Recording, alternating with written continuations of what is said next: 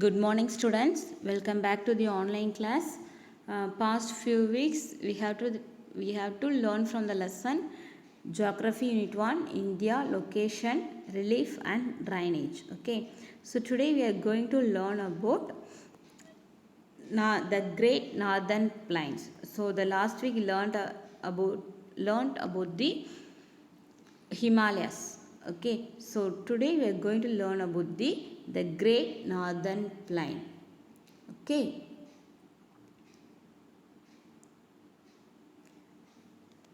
this fertile plain lies to the south of the northern mountains. So the fertile plain எங்கே இருக்கு அப்படின்னா நம்மளுடைய ஹிமாலயாவோட northern mountains நம்ம ஹிமாலயாவோட northern mountains இருக்குல்லையே அதில் south side இருக்குது. ஓகேவா? This plain is one of the most extensive structures of the alluvium in the world and it deposits by the rivers Indus, Ganga, Brahmaputra and the tributaries.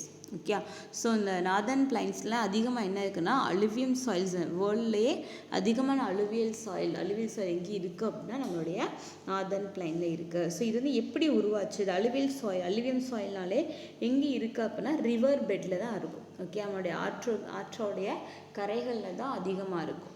Okay, so இப்போ பார்த்தோம் அப்படின்னா அந்த rainy டைமில் பார்த்தோம்னா அந்த river ரீஜனில் பார்த்தோன்னா overflow of water வரும். ஸோ அந்த ஓவர்ஃப்ளோ ஆஃப் வாட்டர் வரும். ஸோ அந்த ஓரங்களில் வந்து அதோடைய சாண்ட்லாம் என்ன செய்யும், படிஞ்சிக்கிட்டே இருக்கும். அது சாண்டை என்ன சொல்லணும்னா alluvial soil. It is suitable for the agriculture. Okay, so இந்த அலுவியம் சாயில் வந்து எந்தெந்த ரிவரால் டெபாசிட் ஆகுதுன்னா induce, Ganga, Brahmaputra and the tributaries. Okay, the length of the plain is about 2400 km and the width varies from 240 to 320 km. Its width increase from east to west. Okay, eastலேருந்து வெஸ்ட்டுக்கு வந்து என்னது அதோடைய with 240லேருந்து 320 increase ஆகுது. It covers an area of over 7 lakh square kilometers. Over எவ்வளோ kilometre square ஆகுது? 7 lakh square kilometer. Okay, the Great Plains of India is remarkably homogeneous surface with an imperceptible slope. Okay, so இது வந்து தனித்துவம் வாய்ந்தது. அதோடைய surface வந்து எப்படி இருக்குன்னா ரிமார்க்கபிளி ஹோமோஜீனியஸ், ஒரு தனித்துவம் வாய்ந்த ஒரு இடம் அப்படின்னு சொல்கிறாங்க. Okay, imperceptible slope. So imperceptible slope அப்படின்னா நம்மளுடைய ஹிமாலயாவுடைய சதன் சைடில் தானே இருக்குது. ஸோ ஸ்லோப்பில் வந்து நமக்கு என்ன வரும், அதிகமாக ரிவர் ஃப்ளோ ஆகும். ஸோ அதுதான் இம்பெர்செப்டபிள் அப்படின்னு சொல்கிறாங்க. Okay, they are formed mostly by the depositional process of the Himalayan and Vindhyan rivers. These rivers deposit enormous quantity of the sediment deposited along the foothills and the floodplains. Okay, so once again I show one map. Okay, so students இந்த northern plains எந்த கேப்பில் இருக்குன்னா, so இதெல்லாம் Himalayan reverse. So இங்கே எந்த river ஃப்ளோனா Himalayan river. So இந்த சைடில் பார்த்தோன்னா விந்தியா ரிவர்ஸ் வந்து ஃப்ளோ ஆகுது. ஸோ விந்தியா சாத்புரா ரேஞ்ச் இருக்கு இல்லையா, ஸோ இங்கே தான் விந்தியா ரிவர் ஃப்ளோ ஆகும். ஸோ இதுக்கு இடைப்பட்ட இடத்தை தான் நம்ம என்ன சொல்கிறோன்னா நார்தன் பிளைன்ஸ் அப்படின்னு சொல்கிறோம். ஓகேவா? These rivers deposit enormous quantity of sediments deposited along the foothills and floodplains. Okay, so இங்கே ஃபுல்லாமே இருக்கும் செடிமெண்ட், ரிவர் டெபாசிட்டோட எனோர்மஸ் குவான்டிட்டி ஆஃப் செடிமெண்ட்ஸ், அதாவது அதிகமான ரிச் குவாலிட்டியான செடிமெண்ட் படிவில் அதிகமாக இருக்கும்.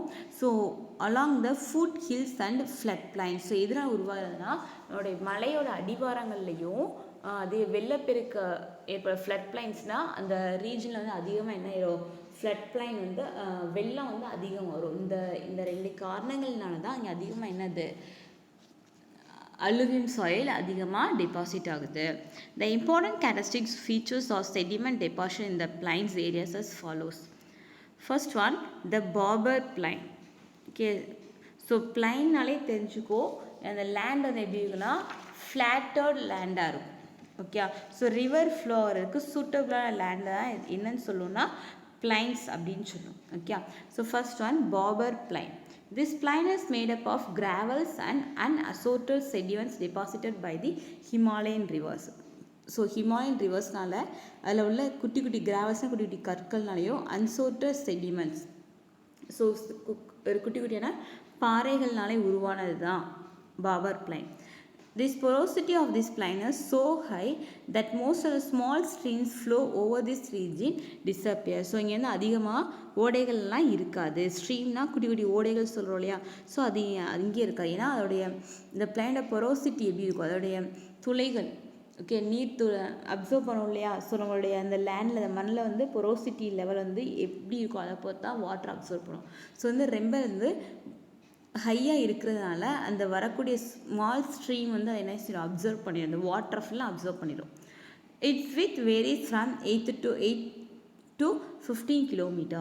It is wider in the western plains, Jammu division, than in the east Assam. So இது வந்து இங்கேருந்து இங்கே தான் ஜம்முலேருந்து அஸ்ஸாம் வரைக்கும் இருக்குது.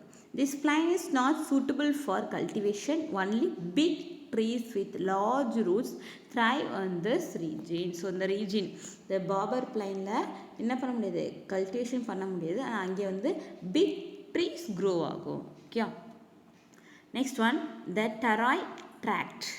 Okay, Tarai tract. It is a zone of excessive dampness, thick forest and rich wildlife. So இங்கே தான் இந்த டராய் ட்ராக்டில் அதிகமான காடுகள் அதிகமாக இருக்குது. ஓகே, ஸோ இந்த நம்மளுடைய அஸ்ஸாம் சைட்லாம் பார்த்தோம் அப்படின்னா அதிகமான காடுகள் இருக்கு இல்லையா, ஸோ அதுதான் Terai tract. This tract lies to the south of Bhabar plains. So இது வந்து பாபர் பிளைன்ஸோட சவுத்தில் இருக்கு. The width of this belt is 15 to 30 kilometer. The Tarai is wider in the eastern part of Great Plains, especially in Brahmaputra Valley due to heavy rainfall. In many states, the Tarai forests have been cleared for cultivation. So இங்கே தான் அடர்ந்த காடுகள்லாம் அதிகமாக இருக்கும். So இது வந்து அதிகமாக எங்கே இருக்குன்னா பிரம்மபுத்திரா வேலியில் தான் இருக்குது. ஸோ அஸ்ஸாம் ரீஜனில் தான் அதிகமாக இருக்கும். ஸோ அஸ்ஸாம் மணிப்பூர் இந்த ரீஜன் இருக்குல்ல, இங்கே அதிகமான காடுகள் இருக்கும். Okay, so in many states இப்போ நவடேஸ் பார்த்தோன்னா கல்டிவேஷனுக்காக அந்த காடுகளை அழிக்கக்கூடிய சூழ்நிலை இருக்குது அப்படின்னு சொல்கிறாங்க. Next one Bhangar, the Bhangar plains. The Bhangar represents the upland alluvial tract of the Great Plains of India formed by the older alluviums. The Bongar land lies above the flood limit of the rivers. The soil is dark in color, rich in humus content, well drained and useful for agriculture. So the Bongar plain வந்து அக்ரிகல்ச்சருக்கு சூட்டபிளாக இருக்குன்றாங்க. ஏன்னா flood limit areas. Okay, so இங்கே உள்ள ரிவர்ஸில் வந்து அதிகமாக என்ன flood வரும். ஸோ ஃப்ளட் பிளைன் நிறையா இருந்தாலே அங்கே வந்து அக்ரிகல்ச்சர்ஸ் வந்து சூட்டபிளான லேண்டாக இருக்கும். Okay, so next one the Gauder Plains. Okay, so the Gauder Plains. The new alluvium tracts along the courses of the rivers are known as Gauder or bedlands. The Gauder tracts are enriched by fresh deposits of silt every year during the rainy season. So the Gauder Plainsல every years வந்து flood பிளைன்னால என்னது fresh soil வந்து deposit ஆகிக்கிட்டே இருக்குது அப்படின்றாங்க. Okay, so அதான் பெட்டுன்னு சொல்கிறோம், பெட் அப்படின்னு சொல்கிறாங்க. So river bed areas. Okay, so the Kadar land consists of sand, silt, clay and mud. It is highly fertile land. So நம்மளுடைய நார்தர்ன் பிளைன்ஸ்லேயே ஹைலி ஃபெர்டைல் லேண்ட் பார்த்தோம் அப்படின்னா இது Khadar plains. Okay, next one delta. So டெல்டானா உனக்கே தெரியும், நம்மளுடைய river வந்து ஓஷனில் கலக்கக்கூடிய இடம் தான் delta. Okay, so triangle shaped fertile land at the mouth of the Ganga and Brahmaputra rivers is called as the Sundarban Delta. Okay, so Ganga ரிவரும் பிரம்மபுத்திரா ரிவரும் கடலில் கலக்கக்கூடிய அந்த இடத்தை தான் நம்ம என்ன சொல்கிறோன்னா சுந்தர்பன் டெல்டா அப்படின்னு சொல்கிறோம். ஓகே, நான் ஷோ அ மேப். Okay,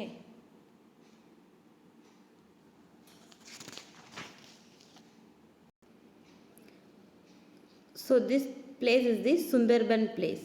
okay. ஸோ இந்த கங்கா ரிவரும் பிரம்மபுத்திரா ரிவர்ஸ் இருக்குல்ல, பிரம்மபுத்திரா ரிவர்ஸ்லாம் இங்கிட்டு ஃப்ளோ ஆகும். ஸோ இந்த 2 ரிவரும் மிங்கிள் ஆகிற இந்த இடம் இருக்கு இல்லையா, இதுதான் சுந்தர்பன் டெல்டாஸ். ஓகேவா? Okay. It is the biggest and fastest growing delta.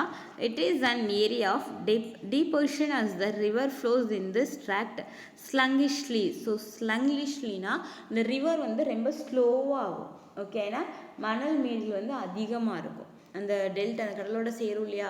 So அங்கே வந்து அந்த ஃபெர்டைல் லேண்டாகவும் இருக்கும். அங்கே வந்து சுந்தர் அந்த டெல்டான்றப்போ வந்து எப்படி இருக்கும்னா மட்டு மாதிரி இருக்கும், ரொம்ப களிமண்ணோட கலந்த மாதிரி இருக்கும். ஸோ ஃப்ளோ ஆஃப் ரிவரோட ஸ்பீட் வந்து ரொம்ப குறைவாக இருக்கும். The deltic plain consists mainly of old mud, new mud and marsh. So மார்ஷ்னா களிமண்ணாக இருக்கும். ஓகே. ஸோ மட்னாலே களிமண் தான். ஸோ மார்ஸ்னாலே கொஞ்சம் சதுப்பு நிலமாக இருக்கும்னு சொல்லுவோம் இல்லையா. ஸோ களிமண் மாதிரியும் இருக்காது, எப்படி இருக்கும், கொஞ்சம் கால் வச்சோம் அப்படின்னா உள்ளே இழுக்கும், அந்த மாதிரி இருக்கும். இந்த delta region the upland are called சாஸ். ஓகே. டெல்டா ரீஜனில் அப்லாண்டு, அதாவது உயர்ந்தமான இடங்கள் என்ன சொல்கிறேன்னா சாஸ், அதாவது மட் ரீஜனை. While the marshy land, marshy area என்ன சொல்கிறேன்னா பில்ஸ் அப்படின்னு சொல்கிறோம். ஓகேவா? So now I end this video. If you have any doubt, you may call me. Thank you.